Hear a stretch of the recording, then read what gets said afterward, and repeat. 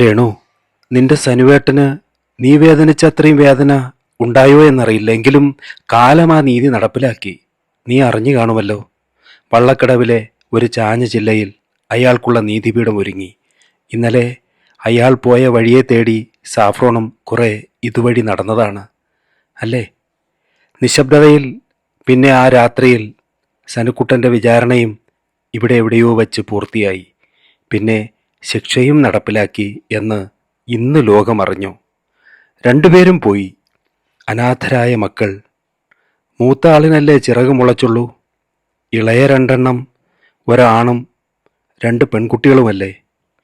രേണു വിഷമിക്കരുത്. മനസാക്ഷിയുള്ള ആരെങ്കിലും അവരെ നോക്കാൻ മുന്നോട്ട് വരാതിരിക്കില്ല. എന്തിനും ഒരു വഴിയുണ്ടാകട്ടെ. മക്കളെ, നിങ്ങൾ തളരണ്ട. ഈ സമൂഹം, ഈ ലോകം നിങ്ങളെ അറിയുന്നുണ്ട്. നിങ്ങളെ അറിയുന്നവർ നിങ്ങളെ ഒരിക്കലും പിന്തള്ളില്ല. നോക്കാം നമുക്ക്. ജീവിതത്തെ തിരിച്ചു പിടിക്കുവാൻ നിങ്ങളെക്കൊണ്ടാകും. ആകുമെന്ന് ഉറച്ചു വിശ്വസിക്കുകയും വേണം. ഈ സമൂഹം കൂടെ നിൽക്കും.